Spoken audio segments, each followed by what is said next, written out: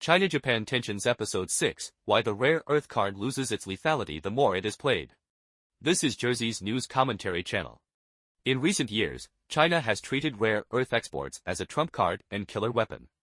But the more it's played, the weaker its lethality becomes. On January 8, 2026, China's Ministry of Commerce announced export controls on so-called dual-use items to Japan, with rare earths at the core.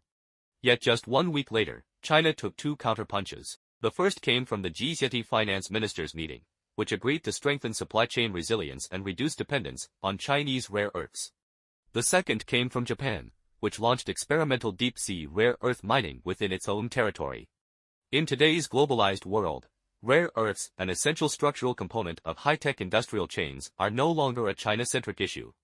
The U.S., Europe, Australia, Canada, India, and others are stepping up cooperation to diversify risks. This is no longer just market behavior. It is increasingly embedded in strategic alignment under national security frameworks.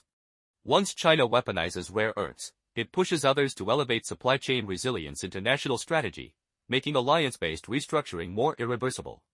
China swung its fist at Japan but ended up punching cotton. This awkward outcome is rooted in the CCP's decision-making mechanism, an emotionally driven one-man system. In such a system, decisions orbit one person. Once Xi Jinping sets the tone, information, especially negative feedback, is filtered out, replaced by uniform approval and applause. This echo chamber effect reinforces omnipotence and produces absurd misjudgments. More absurdly, Xi increasingly resembles an emotionally driven, overgrown infant. Others act tough. He gets angry. He makes reckless decisions, placing face above everything else.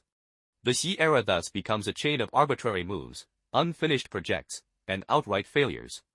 Why is there no correction mechanism? Because under a one-man system, even those who think a policy is wrong do not want to, dare not, or are unwilling to offer advice. Rational input is easily labeled negative, pessimistic, or weak, and can end a political life. So everyone chooses to go along. Over time, decision-making becomes convergence without verification, followed by disastrous outcomes. Rare earths were once highly deterrent. But repeated weaponization forces opponents to turn pressure into motivation, shifting from dependence to alternatives. That is why the rare earth war becomes less lethal the more it is fought. Follow me, as I decode China for you.